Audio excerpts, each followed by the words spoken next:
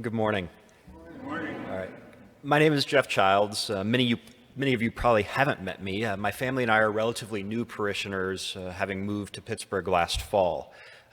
My stewardship testimonial this morning might be a little bit different, so do please bear with me. You see, I'm an active duty Army officer. I think Noah knew what he was doing when he asked me to speak this weekend. What I didn't tell him at the time is I would just be getting back from a 3-week training exercise in the California desert. So you can thank my delivery on the jet lag. I'm assigned to a small Army modernization task force that works closely with CMU. In my 15 years of uniform service, our southern family has lived in Texas, Oklahoma. We've moved cross-country twice. We're here in Pittsburgh now after having lived in the Middle East for a few years.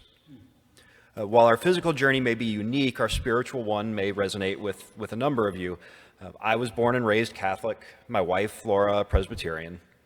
We knew faith community and foundation was important for our young family, and we tried and failed for years to sustain our individual identities, attending weekly mass that excluded Laura and didn't especially enrich any of our faiths. We agreed to try the Episcopal Church as a compromise after my deployment during the Arab Spring. Before you feel too bad for my deployment, Laura's quick to point out she had the short end. I was living in a hotel overlooking the Mediterranean. She took our 4-year-old to her brother's wedding, who projectile vomited during the service. The 1-year-old made it to the reception before he did the same. I can tell you from firsthand experience, what we have here at St. Paul's is pretty special. We've belonged to Episcopal churches in North Carolina, in California. We've worshiped with Australian Anglican missionaries while in Jordan. And these congregations have all been great in their own ways. They've largely served military and transient populations alongside their local ones.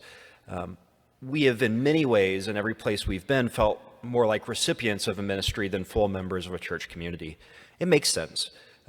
While me and those like me have volunteered for the lifestyle, it can be undeniably hard on our families and communities that see close friends and neighbors move every few years, sometimes with little or no notice. But here at St. Paul's, from our very first Sunday, we felt nothing but welcomed. Y'all, not Jens, don't just talk the talk, but you guys walk the walk. No exceptions.